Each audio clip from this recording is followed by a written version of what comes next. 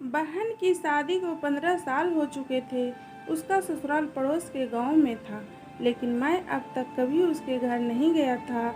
लेकिन वह कभी कभार सबसे मिलने घर आती थी। एक दिन मेरी पत्नी ने मुझसे कहा कि तुम्हारी बहन जब भी आती है तो उसके बच्चे कर लेते हैं और बहुत परेशान करते हैं। पूरे घर में सामान फैला देते हैं, खर्चा तो 2 गुना बढ़ जाता है। तुम्हारी माँ तो चोरी चुपके से उसे साबुन, वाशिंग पाउडर, चावल और दाल यह सब चीज़ें देती रहती है। यह सब सुनकर मुझे बहुत गुस्सा आया। मैं मुश्किल से घर का खर्चा चला पाता हूँ और मेरी माँ मेरी बहन को सब कुछ दे देती है। एक बार बहन घर आई थी, तभी उसके बेटे ने टीवी का रिमोट ही तोड़ दिया। मुझे गुस्सा आ गया और मैंने अपनी माँ से कहा कि दीदी, ऐसे बार बार नहीं आना चाहिए, बस रक्षाबंधन पर ही आया करें और जो तुम झोला भर के सामान देती हो वह भी बंद कर दो। माँ ने कुछ नहीं कहा और बहन ने सुन लिया था, लेकिन वह भी कुछ नहीं बोली। 4 बज चुके थे। उसने अपने बेटों को तैयार किया और कहा, भाई मुझे बस स्टॉप तक छोड़ दो। मैंने ऐसे ही झूठ मूठ दीदी को बोला, जा रही हो दीदी, कुछ दिन और रुक जाती।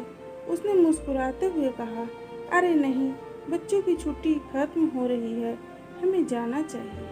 अब एक दिन हम दोनों भाइयों के बीच जमीन का बंटवारा होने वाला था। तभी दीदी भी आई थी, लेकिन मैंने उनसे सीधे कह दिया कि मैं अपने हिस्से से कुछ नहीं दूंगा। माँ ने कहा कि बेटी का भी अधिकार होता है, लेकिन मैंने उसे चिल्लाकर कहा कि मैं उनको कुछ नहीं दूंगा। दीदी सामने बैठी थी पर कुछ नहीं बोल रही थी। अलग होने के कुछ दिनों बाद मेरे बड़े बेटे को टीबी की बीमारी हो गई। मेरे पास उसके इलाज के लिए बिल्कुल पैसे नहीं थे। मैं बहुत तनाव में था। ऐसे ही एक दिन मेरी बहन घर आई और मेरे पास बैठ गई। उसने अपना हाथ मेरे सिर पर फेरा और कहा कि तुम तनाव में हो क्या? मैं तुम्हारी बड़ी बहन हूँ। मैंने तुम्हें बचपन से पाला है, तुम्हें जानती हूँ। मैं और तुम मुझसे भी ज़्यादा बड़े दिखते हैं। उसने अपने हाथों से सोने की चूड़ियाँ निकाली और मेरे हाथों में दे दी। उसने कहा, तुम पागल हो, तुम ऐसे ही टेंशन ले रहे हो। यह चूड़ियाँ लो और अपने बच्चे का इलाज कराओ। यह धीरे से बोली, चूड़ी के बारे में किसी से मत बताना, तुम्हें मेरी कसम है। उसने फिर से अपना हाथ मेरे सिर पर फेर दिया। उसने मुझे 10,000 रुपये दिए। उसमें 50 और 100 के नोट थे। शायद उसने बचत करके जमा किए होंगे। यह पैसे जेब में रखते हुए बोली कि बच्चों को जो चाहिए ले लो और इस तरह टेंशन लेकर मत बैठो। चलो, मुझे अभी जाना है। बच्चे स्कूल गए थे, इसलिए सोचा जल्दी जाकर भाई को मिलकर आऊं, इसलिए आ गई। तभी मेरा ध्यान दीदी के पैरों पर गया। उसने टूटी हुई चप्पल पहन रखी थी और पुराना दुपट्टा पहना था। वह जब भी घर आती थी उसके कंधे पर हमेशा वही दुपट्टा रहता था। बहुत जल्दीबाजी में चली गई और मैं कुछ नहीं बोल पाया।